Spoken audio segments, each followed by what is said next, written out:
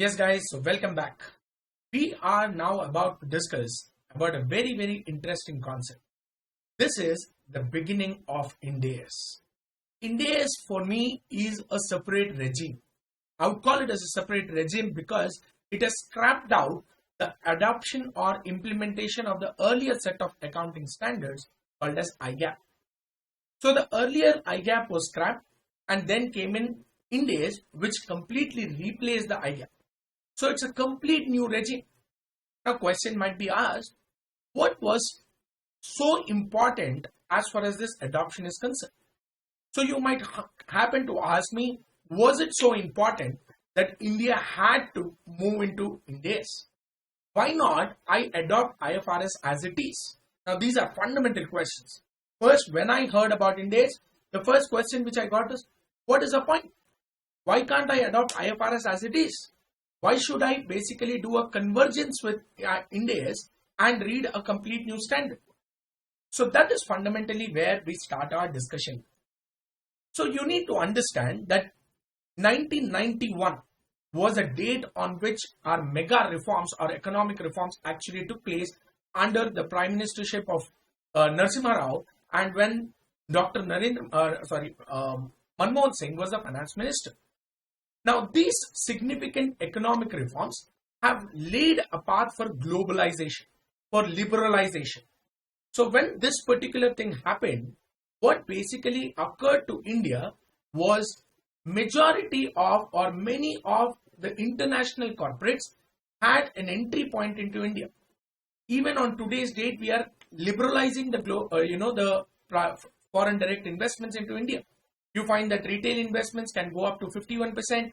Recently, they have got an insurance segment where 75% can be taken up by a foreign direct international company.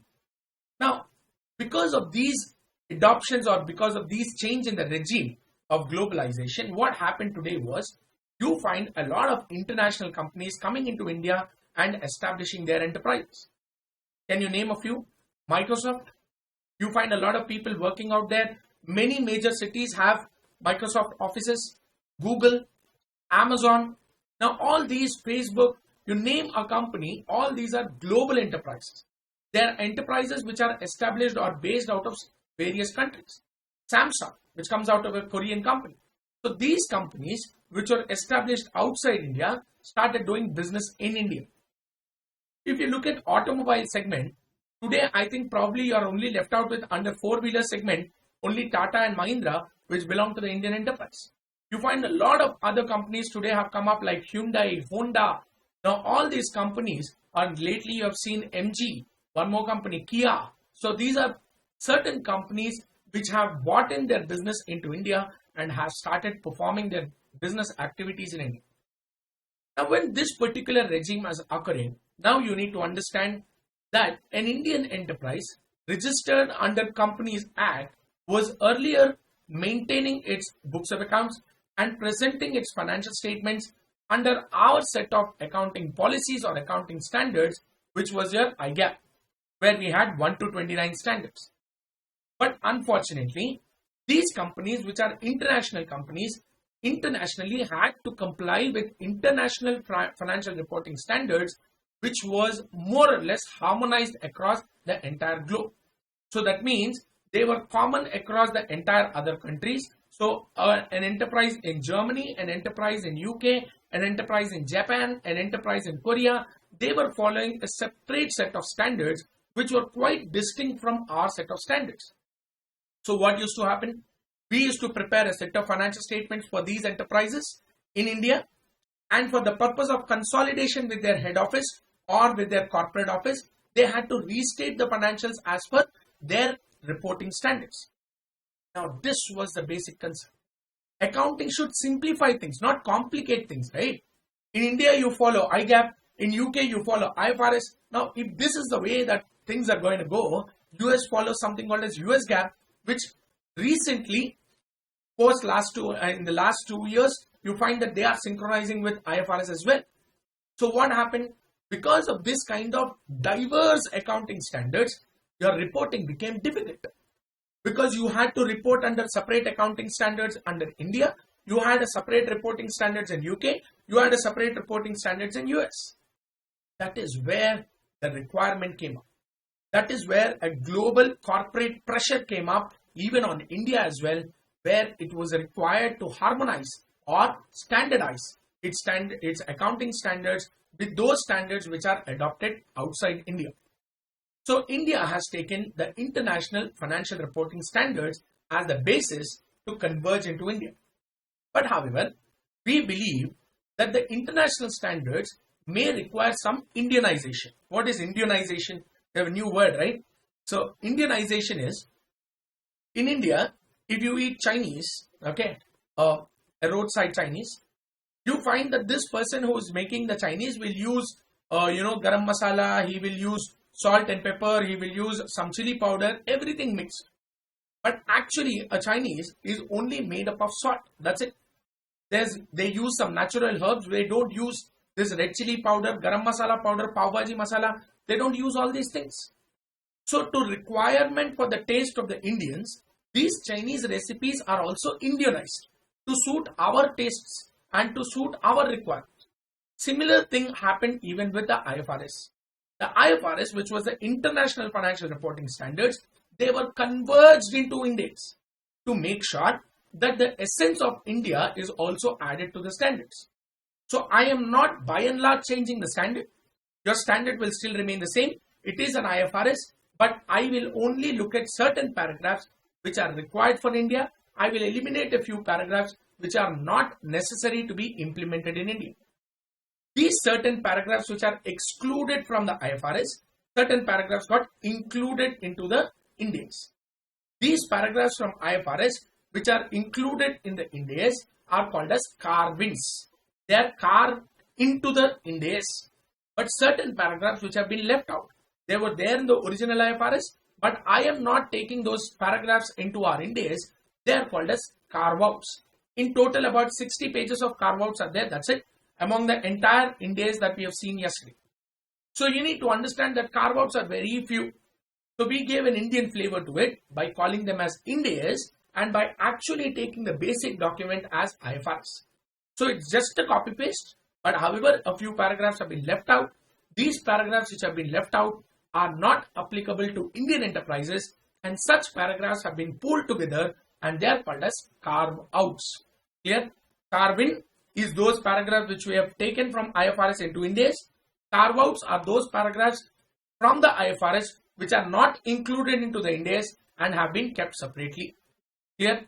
Now, can the carve-ins come into the Ind AS at a later point of time? Possibly can. As of now, they have not. They have been separated. They are called as carve-outs according to our terminology. Clear? Now, 1991 globalization. Why not? We could have actually implemented IFRS back then itself. Then you need to understand, back in 1991, we never had even one accounting standard also. Our AS1, which is the 1.5 page small, tiny, little, cute standard, also came in only in 1996. Prior to 1996, there was not even one accounting standard applicable in India. I have no idea what was the framework of financial reporting back then. But 96 started the regime of basically developing these accounting standards. By the time we came down to 2005, we already had 29 accounting standards in 9 years. That was a moment of hurry in which all the 29 standards were implemented. Now, after we implemented the standards, then we started understanding that the standards are not symmetrical. International standards are quite different from the Indian standards. So that is where we realized 2011 was the time when ICA has given the first draft of Ind AS. First draft of Ind AS was given in 2011, but this draft has been circulated for multiple times, some readings which happened so that industry people and qualified chartered accountants could come up with their own aspects of this. In 2015, Companies Act has adopted these Ind AS which have been proposed, and the Companies Act has announced a separate rules called as Companies Accounting Standard Ind AS Rules 2015. Companies Accounting Standard IND AS rules 2015 were adopted, and on that date, IND AS was officially inaugurated as far as Indian enterprises was concerned. Now, this implementation of IND AS is also quite distinct because we don't come across these kind of adoptions. If you look at GST, 1st July 2017, one announcement was made. On 1st July 2017, I made sure that service tax, excise, all other state laws have been VAT, everything has been scrapped off, and immediately GST started playing a crucial role starting from 1st July 2017. That is called as one-point adoption. But here, under IND AS, we did not go with the procedure of one-point adoption because we felt all enterprises would face a difficulty if the entire IND AS was applicable to all enterprises by scrapping of the accounting standards. That's why they proposed a phase-wise adoption. Phase-wise adoption of IND AS was proposed. Now, phase-wise adoption in the sense, only certain companies were identified and those companies were brought under IND AS. Even on today's date, standing in 2021, I can tell you that not all companies have come under the ambit of IND AS. If you want the proportion, it is 1% of the total companies who are today adopting IND AS or even less than 1%. The rest of the 99% plus companies are still adopting their accounting standards as we have learned earlier, AS1 to AS29. Now, what are this 1% and what was the basis on which these companies were identified for adoption of IND AS? Let's try to understand. So this is the roadmap for adoption of IND AS. The roadmap for adoption of IND AS was adopted by using Companies Accounting Standard IND AS rules 2015. Now this was the first phase. What is the first phase of adoption? The first phase of adoption has only spoken about listed and unlisted enterprises, irrespective of whether it was listed or unlisted, having a net worth of at least 500 crores. I'm talking about a net worth of at least 500 crores. Remember this word net worth. I will come back to it. I'll come back to the concept of net worth. I will make sure that you will understand what net worth is and what exactly is the criteria of net worth. How do you calculate net worth? I'll come back to that point. But understand, he said all listed and unlisted enterprises having a net worth of at least 500 crores shall start adopting IND AS starting from phase 1. Very good. The question comes up, how is this adoption even possible? Now, under phase 1, what he started doing was, he identified a particular date and he said, this date out here, which is 1st April 2016, will be the date of adoption of IND AS. This is the date of adoption of IND AS. Like we all know that when I start the adoption of a financial statements under IND AS on 1st April 2016, our first IND AS financial statements would be drafted only on the balance sheet date, which is 31st of March 2017. 31st of March 2017 was the date on which the first IND AS financial statements were drafted. First IND AS financial statements were drafted.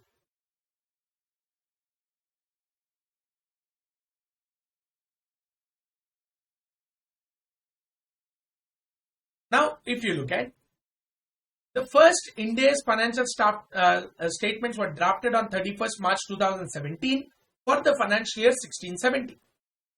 Now, if you remember, financial statements are always drafted on a comparative basis, right? You agree with that? So that means if my current year is 2016-17, I might have been comparing it with my previous year of 15-16, correct? But when was IND AS adopted? Only from 1st April 2016. So current year 16-17 is under IND AS, but my previous year 15-16 was under the previous set of IGAP. right? It was under the previous set of IGAP. How can it be comparable? You are basically comparing 1 kilometer with 1 liter. 1 kilometer and 1 liter, how can you compare? The basis of measurement has to be same. Now, I secured 96% in my 5th standard. I secured only 54% in my CA final. Now, you would say this man's performance has significantly declined from 96 to 54. Say, come on, man. That's a 5th standard. This is CA final. You can't expect me to score the same 96% even in CA final. You cannot say my performance has declined because the basis of measurement has not been the same. How many people watching this video have scored 90% plus or 90 percentile plus in their 10th standards and 12th standards, but find it very difficult to even crack 50% when it comes to your CA syllabus or CA exams? So that doesn't mean that your performance has declined. It means that basically your standard of measurement is not the same. You cannot measure both the numbers. So that is fundamentally what I'm talking about. So I can tell you that the current year of 16-17, which is drafted as per the IND AS, cannot be compared with the previous year. So what is my previous year? My previous year, which started on 1st April 2015, ended on 31st of March 2016. These financial statements were drafted as per your IGAP. While these financial statements for the year 2016-17 have been drafted as per IND AS, your IGAP financials of the previous year and your IND AS financials of the current year, these two are not comparable. Since they are not comparable,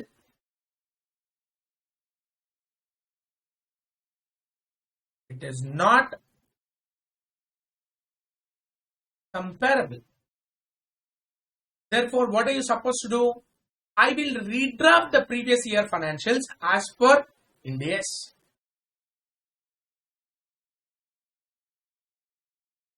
Redraft as per IND AS. Why are you redrafting? Only to facilitate comparison.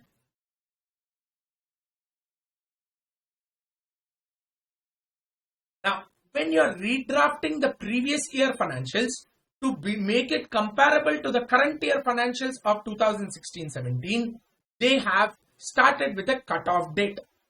This 1/4/2015 is called as the cutoff date. So, you are preparing 15-16 financials as per IGAP, audit of the financials also as per IGAP, but for the purpose of 2016-17, when you transited into IND AS, it requires your IGAP financials to be redrafted as per IND AS to facilitate comparison. For this purpose of redrafting, the cutoff date is the beginning of the previous year, that is 1st April 2015, and this date of 1st April 2015 is called as date of transition. This is called as date of transition. Space is not sufficient, so I'm writing here transition. Now, what do you mean by date of transition? Date of transition is the date on which my IGAP financials will be redrafted to IND AS financials by taking a cutoff date, which is your 1st April 2015 under phase 1 company. This cutoff date is the date on which I apply another accounting standard called as IND AS 101, first time adoption of IND AS. I apply IND AS 101, which is the first time adoption of IND AS, only on the date of cutoff. That is the date on which I start drafting my IND AS financial statements. Clear?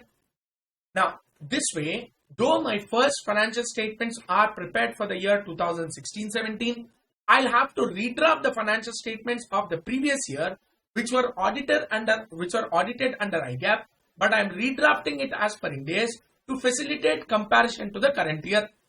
Clear? So to facilitate comparison of current year 16-17, I am redrafting the previous year 15-16. I need a 1 day for cutoff. That 1 day for cutoff or the date of transition is the beginning of the previous year, that is 1st April 2015. And on that date, that is the date of transition, I apply a separate accounting standard called as Ind AS 101. Ind AS 101 is applied to make sure that this cutoff is applied. Clear? So this is fundamentally the concept of how the first phase of adoption has occurred. Now guys, once we understand the first phase of adoption, all the remaining phases of adoption become very simple to us because it more or less looks on the same lines. Let's go back and check what we have seen here. Under phase 1, we come across companies which had a net worth of at least 500 crores, whether the company was listed or not.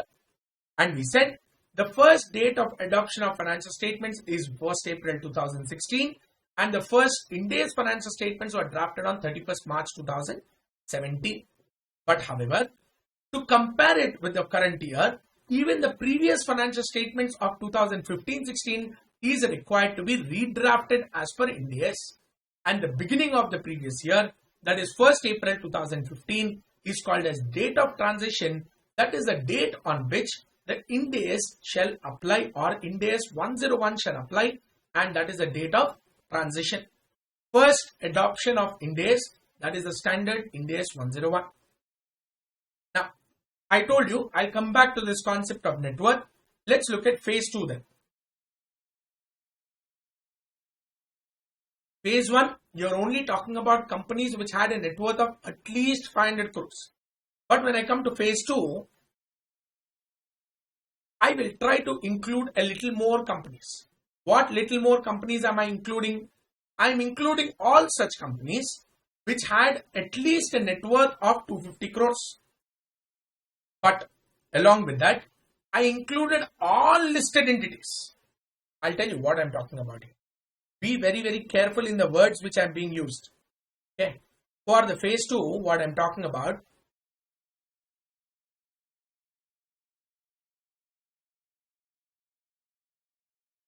when I look at phase 2 of adoption,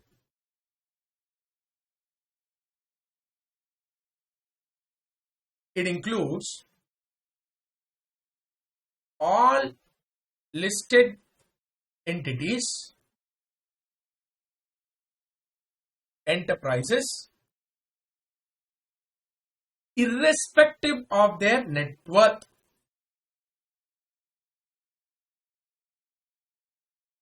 Irrespective of net worth.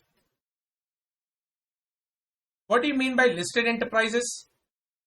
Whose equity or debt securities are listed on stock exchange.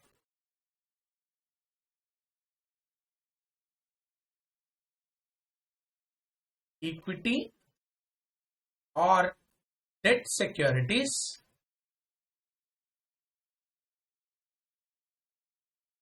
are listed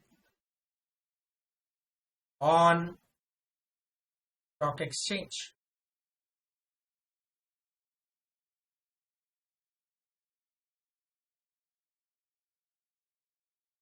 Either equity securities or debt securities, if they are listed on a stock exchange, they are called as listed enterprises. Such listed enterprises, irrespective of their net worth, should be covered under phase 2. Plus extra, he also included unlisted enterprises as well. Unlisted enterprises. Such unlisted enterprises which had a net worth criteria included, whose net worth of at least greater than or equal to 250 crores and less than 500 crores.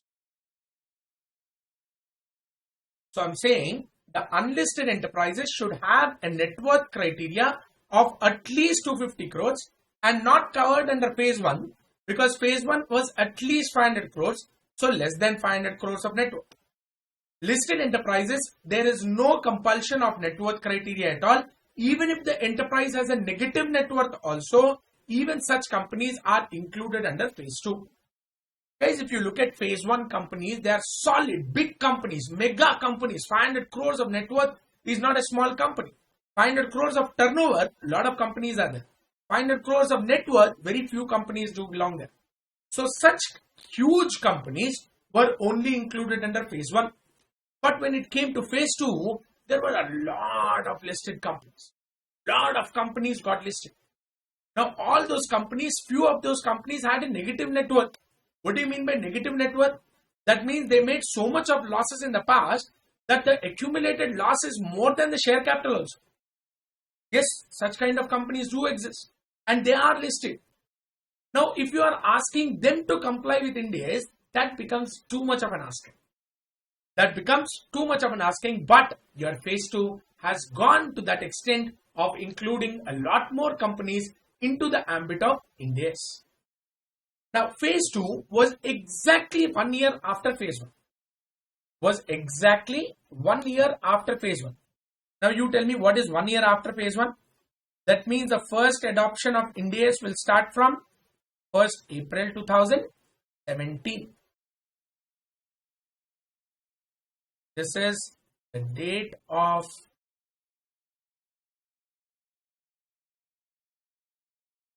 adoption of Ind AS. So their first Ind AS financial statements were supposed to be drafted on 31st March 2018. That was the date on which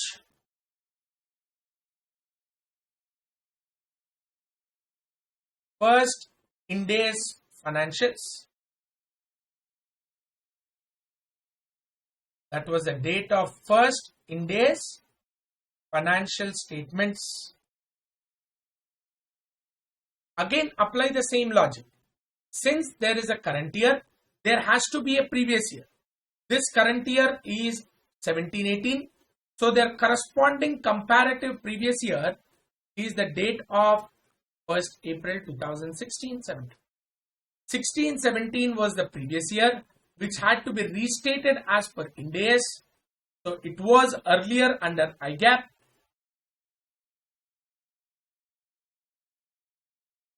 This IGAP had to be restated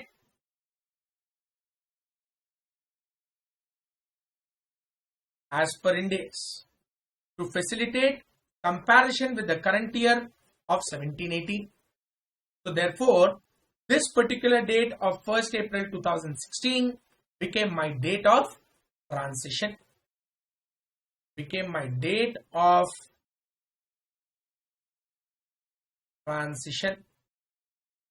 That is the date on which you apply Ind AS 101. We apply Ind AS 101 on the date of transition. So for phase 2 company, such date is 1st April 2016. So who are included in the phase 2? All listed companies irrespective of their net worth, whosoever debt or equity securities are listed on stock exchange, and all unlisted entities which have at least a net worth of 250 crores but have a net worth of less than 500 crores were brought under the ambit of Ind AS, and this is what our timeline or our adoption of Ind AS actually looks like for a company falling under phase 2. They will draft their first Ind AS financial statements on 31st March 2018, but however, your date of transition should be considered as the beginning of the previous year, that is 1st April 2016. That is the date of transition on which Ind AS 101 shall apply to the companies falling under the category of phase 2. Clear? Now that we have understood phase 1 and phase 2, there are two more phases which came in subsequently. Let me introduce these two phases to you.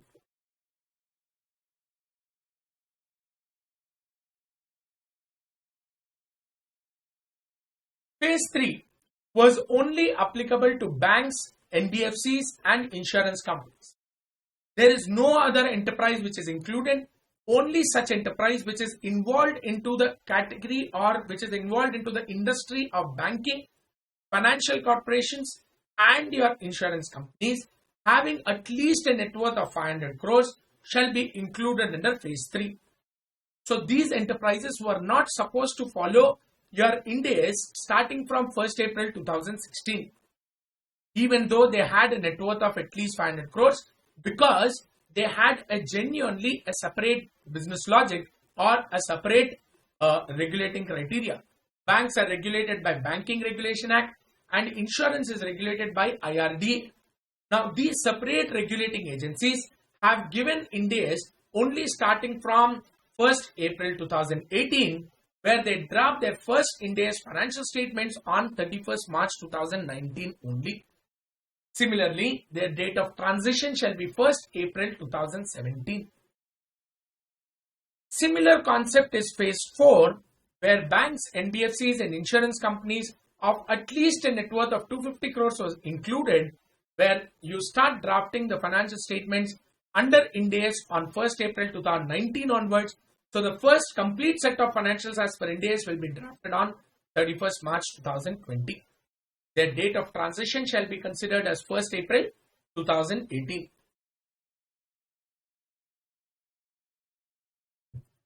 Guys, there are very limited enterprises which are into banking, NBFCs and insurance companies. Very limited enterprises. So phase 3 and phase 4 just brought in a handful of companies under the ambit of IND AS. So now you need to understand that we stopped with phase 4. There's no phase 5 of adoption, no phase 6 of adoption came in subsequently. So that means even on today's date, every enterprise which is listed or any enterprise which has at least a net worth of 250 crores might fall under the category of IND AS or will fall under the category of IND AS, but all other companies need not adopt IND AS. If someone voluntarily wants to adopt, like a company called Crompton Greaves, I think everyone has heard about it because they are into retail segment. They do the manufacture of multiple household small equipments like fans and tube lights. This company Crompton Greaves has gone into a voluntary adoption of IND AS. Unlike such companies, all other companies which were not having a net worth of 250 crores would have still adopted only your IGAP. It would have still adopted your IGAP itself. Now question comes in. Now my beautiful question which I'm going to ask. What do you mean by net worth? How do you calculate a net worth? In general sense, you tell me what is a net worth? How do you calculate net worth first of all? If I would have given you a financial statements, you calculate net worth. Now let me tell you, net worth in essence means share capital plus reserves and surplus. Share capital plus reserves and surplus signify net worth of a company. Now question will come up. Should net worth be calculated as per IGAP or should net worth be calculated as per IND AS? There is common sense you apply. We have never adopted IND AS so far. For adoption of IND AS itself, we are checking net worth. How will you calculate net worth as per IND AS without adopting IND AS? So therefore he said, to satisfy the net worth criteria, the company's latest audited financial statements as per IGAP should be considered. So latest audited financials you consider. If the net worth is exceeding the threshold of 500 crores or 250 crores, then the company shall adopt your IND AS financial statements. Otherwise, the company is not required to adopt any IND AS financial statements. Clear? Now, so that means latest audited financial statements of a company which were prepared under IGAP, which were audited by their statutory auditor, to consider if their share capital plus net worth plus reserves and surplus is exceeding the threshold of 500 or 250, then it should be bought. Now my question is, when should this 250 crores or 500 criteria should be satisfied?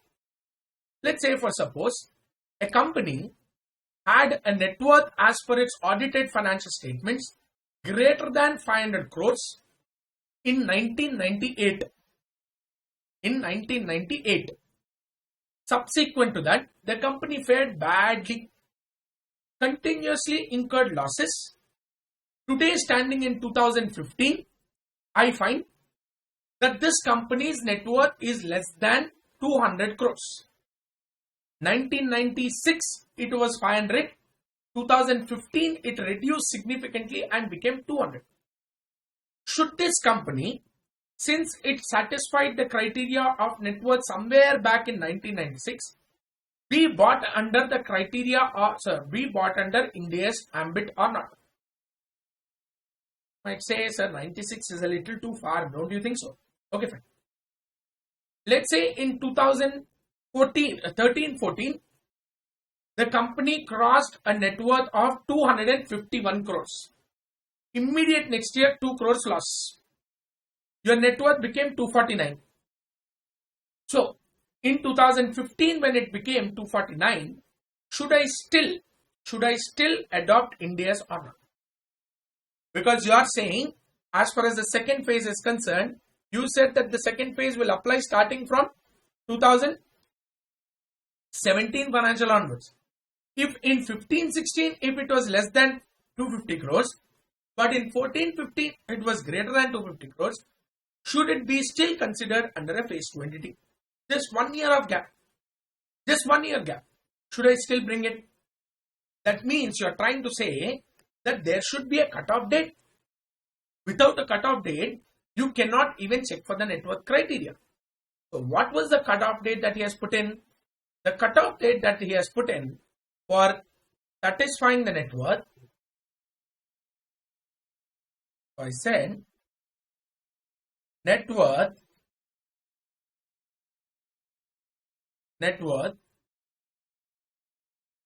should be computed as per recent audited financial statements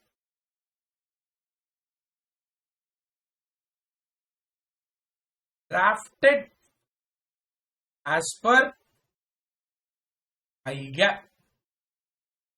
No IND AS. If it satisfies the criteria, then IND AS. Does not satisfy the net worth criteria, it is still IGAP. But what is the cutoff date here? The cutoff date to check for the net worth criteria is all financials drafted on or after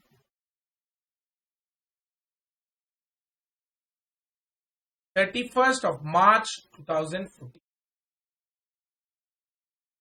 Any audited financial statement drafted on or after 31st March 2014, if the net worth criteria of 500 crores or 250 crores is satisfied, then that enterprise should either be put under phase 1 or phase 2 criteria.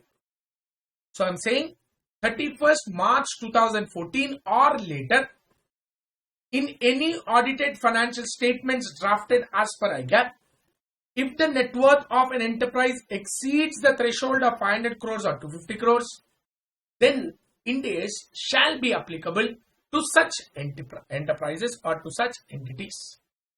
Clear? Now you got it? Now, in computation of net worth, I should go along with certain formulas. Let's see how do I calculate the net worth criteria there. Net worth is a combination of paid up share capital plus securities premium plus all reserves created out of profits. Be very careful when I said this. I said all reserves created out of profits. Capital reserve, it is a profit.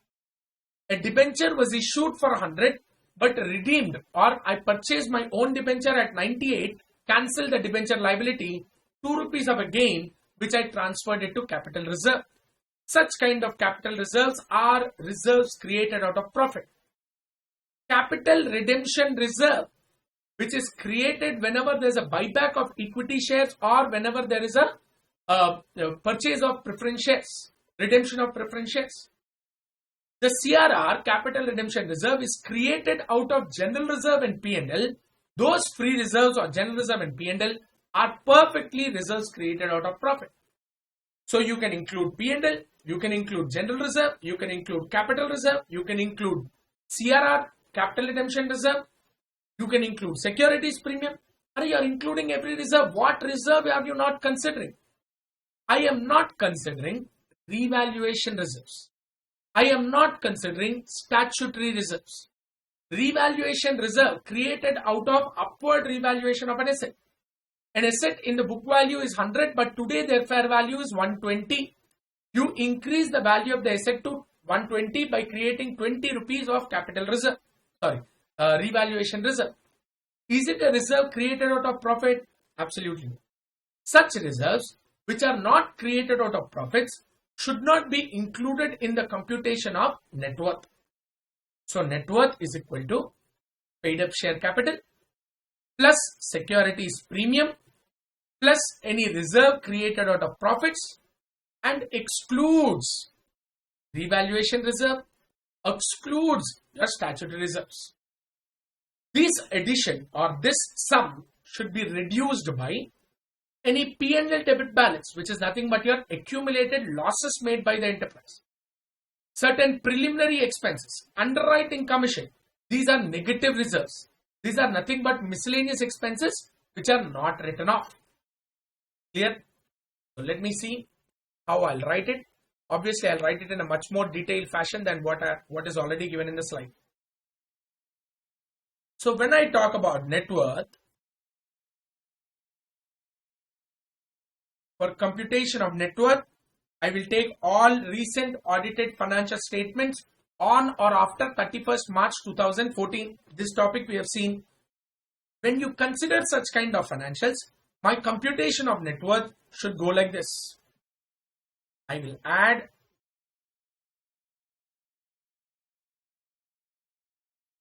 my paid up share capital,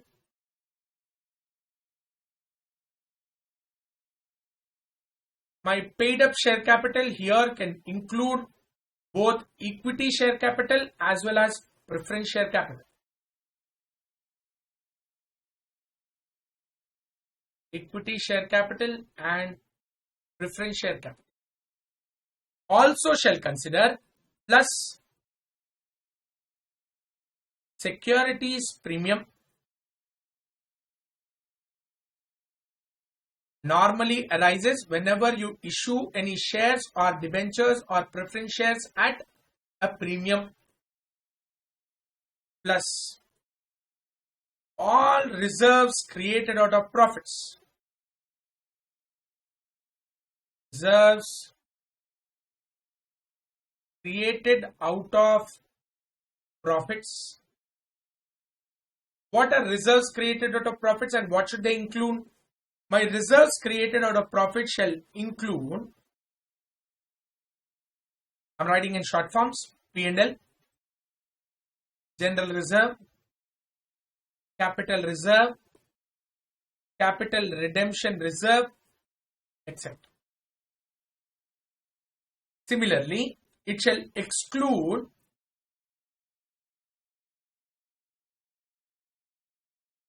revaluation reserve,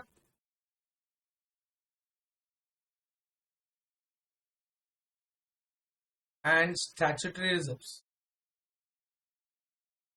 They are not created out of profits. These are reserves created other than out of profits. Therefore, should not be included in my computation of net worth. So, 3 inclusions, 2 exclusions. What are the 2 exclusions? The first exclusion is P&L debit balance. My P&L should have a debit balance only if the company has made accumulated losses. Only in the case where the enterprise has accumulated losses. Otherwise, you will never have a P&L with a debit balance. Also shall exclude miscellaneous expenses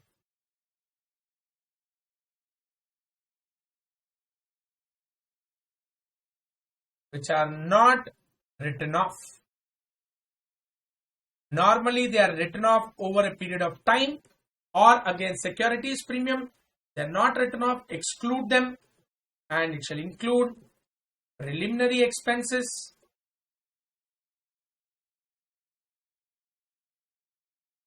shall also include your underwriting commission,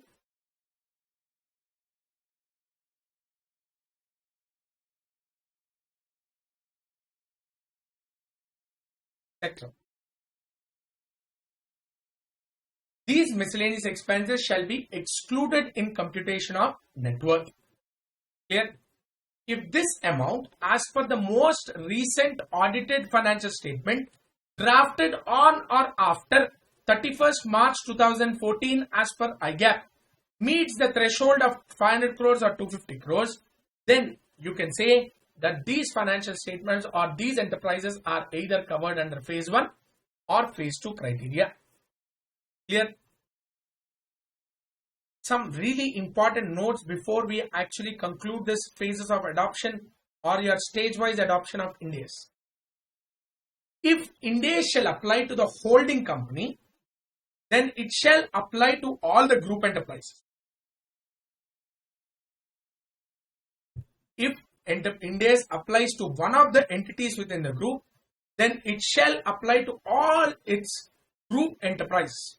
Group enterprises can include holding, subsidiary, associate, joint ventures.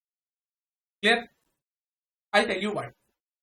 Logic simple, because you need to facilitate consolidation. To facilitate consolidation, if one of the group company is following IND AS, another group company is following IGAP, how can you combine? There cannot be consolidation, because under consolidation, you have something called as similar accounting policies. Your standard itself is not the same. How can you even consolidate? That is why we are saying, if an enterprise is covered under IND AS, then all its group enterprises should also be covered under IND AS.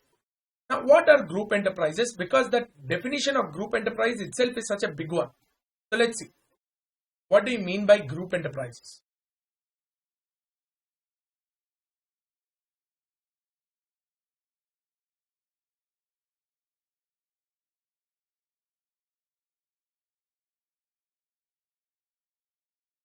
Whenever I say group enterprises, go with an enterprise like this. If let's say I have an enterprise E, which falls within the threshold of IND AS either under phase 1 or phase 2, then holding company of that particular enterprise shall adopt at the same time. Its co-subsidiary shall adopt. Co-subsidiary is that same holding company can have another subsidiary. It's also another group company itself. Or a subsidiary of this enterprise. Or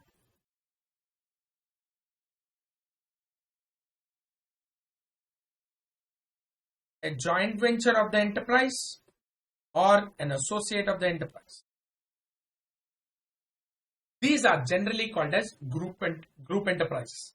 Remember guys, in this group I can also have another subsidiary of my own subsidiary as well. That becomes an indirect subsidiary to me. Okay, I can call it as S1 because it is an indirect subsidiary to my enterprise. So like this the chain keeps on growing. So if IND AS is applicable to one group enterprise, then it shall apply to all such enterprises which belong to the same group and which presents its financial statements on consolidated basis. Because you cannot prepare IND AS consolidated financials if one enterprise is under IND AS and other enterprise is as per IGAP finance. That is the first thing that I discuss. Second one, all listed enterprises shall be covered under phase 2. Correct? However, it has excluded enterprises which are specifically listed under small and medium index. Your BSE has a separate segment called as SME listing companies, SME index, small and medium cap company index. Now all those small and medium cap company index, those companies which are listed under that index shall be exempt. Net worth should be calculated based on 31st March 2014 or later date. This we have discussed. One more small point let me tell you. If an enterprise once start adopting Ind AS, even if they don't satisfy the net worth criteria in the subsequent year, they will have to continue to adopt Ind AS. They cannot roll back to IGAAP again. Once a company falls under the criteria of Ind AS, it shall continue to be adopting Ind AS only. It has no chance for such company to roll back and start applying IGAAP once their net worth falls below the threshold limits. Clear? So this is a very, very important thing, guys. Okay. So once a company follows Ind AS, it will continue to follow Ind AS throughout its lifetime. Clear? Clear with the entire thing that we have discussed so far? And that will bring us to the end of discussion on roadmap of Ind AS. Why was Ind AS necessary? When was it implemented? What enterprises are required? What enterprises are basically required to adopt Ind AS? And what is the date of transition? What is the date on which the first Ind AS financial statement should be prepared? The adoption of Ind AS 101 also has been emphasized. When I will discuss about Ind AS 101, I will again bring up this concept of adoption, because that is when you will understand the significance of the standard Ind AS 101, first time adoption of Ind AS. Clear?